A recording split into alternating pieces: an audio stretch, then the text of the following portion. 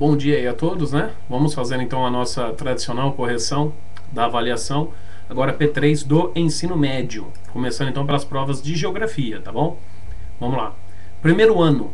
Assinar a alternativa que não contém uma espécie vegetal presente na floresta amazônica. Seria a alternativa D, pinheiro, ou seja, que seja natural da floresta, D, pinheiro. 2. Área amazônica da qual é permitida por lei a sua exploração desde que regulamentada e seguindo as exigências de preservação ambiental, né? E claro, né, entre parênteses, que quase nunca são cumpridas. Seria a alternativa A, Amazônia Legal. Responda abaixo, defina o domínio dos cerrados. Tá? Seria falar as características do domínio dos cerrados, climáticas, físicas, tá? O solo, né? Um solo um tanto quanto ácido, que tem que ser adicionado, né? Tem que ser adicionado calcário ao solo, é o método da calagem, para poder, né, ser usado na agricultura, tá bom?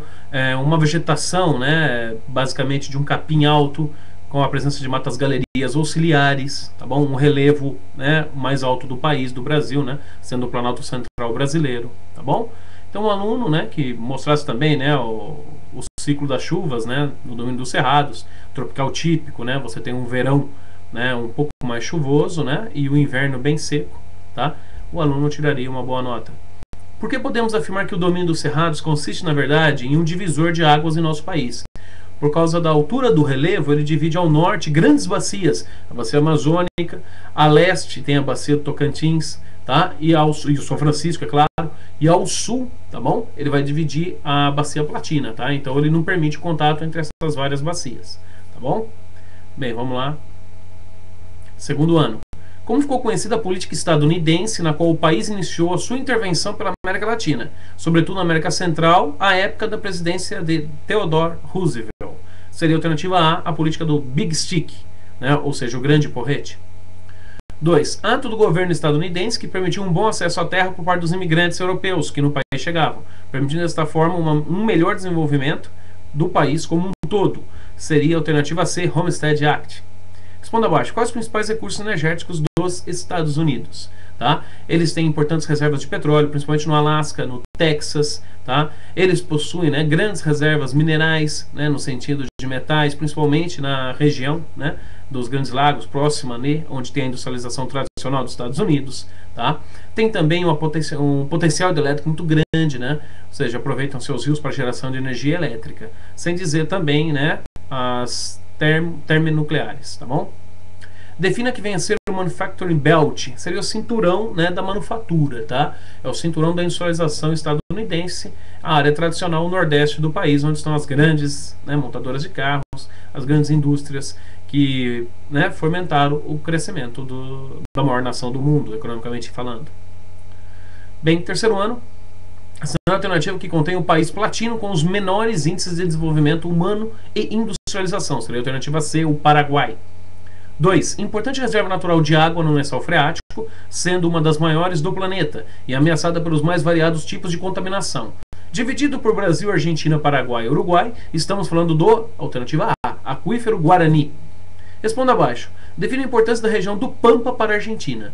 Tá? Além de ser um bom celeiro agrícola, né, plantação de trigo, soja, você tem também ali a pecuária e também o grande centro industrial, né, e urbano da Argentina, com a maior parte da população concentrada nesta área. Seria a importância praticamente do Sudeste para o Brasil, comparando-se.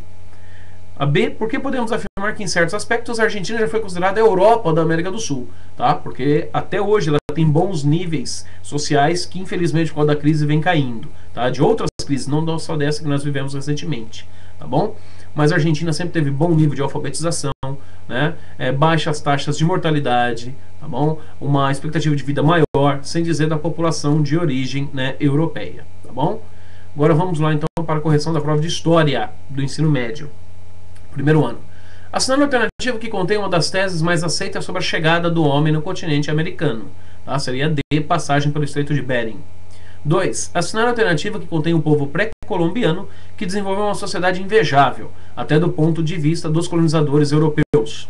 Sociedade esta que estudava matemática, astronomia e outras ciências e que desapareceu sem deixar vestígios, né? A maior parte dos seus descendentes. A letra B, os maias. 3. Responda abaixo. Grupo indígena que teve o primeiro contato com o homem branco no Brasil à época do descobrimento, tá? São os tupis. Por que, né, tribos que habitavam o litoral. A B. Por que podemos afirmar que o índio brasileiro estava em um estágio de desenvolvimento cultural inferior aos índios da América pré-colombiana? Tá? Por causa que os índios da América pré-colombiana já tinham uma maior diversidade no sentido de organização da sua sociedade, né? Você já tinha formação de estados, cidades-estados independentes, tá? Você já tinha o culto a religiões, tinha uma forma, né, vamos dizer assim, mais complexa. Alguns já possuíam, né, a habilidade de trabalhar o ouro, tá bom? E, né, vários outros aspectos, né, que deram a eles um status maior, né? O índio brasileiro vivia num estágio mais primitivo ainda, tá? Bom, segundo ano. A questão abolicionista foi de fundamental importância para o fim do Império e posterior nascimento da República. Algumas leis em benefício dos escravos foram tomadas, levando ao descontentamento dos agricultores proprietários destes no Brasil. A segunda alternativa, que contém a lei da qual o negro teria assegurado o seu direito à liberdade, pelo menos em tese, no momento do seu nascimento a partir de 1871. Seria a alternativa B, a lei do ventre livre. 2. Além da questão abolicionista, outro ponto de desentendimento levou a desgastar ainda mais a imagem do imperador Dom Pedro II, frente à sociedade brasileira, e não aceitar a bula sílabus, posta em prática pelo Papa Pio IX.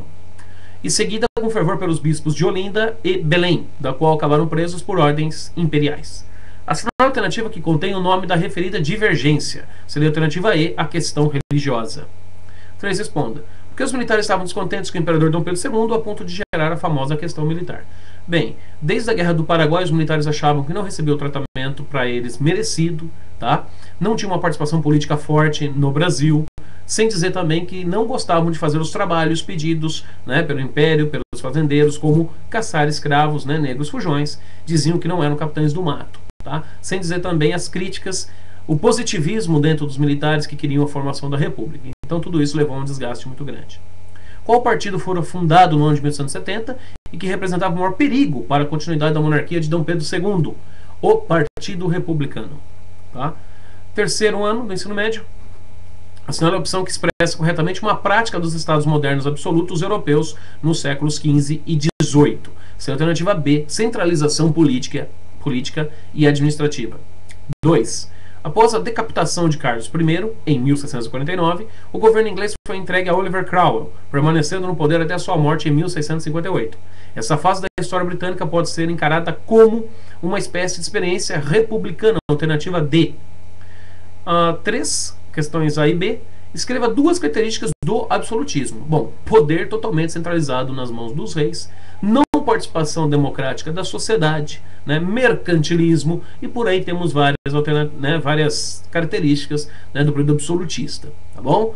Aliança entre rei, né, religião, tá bom?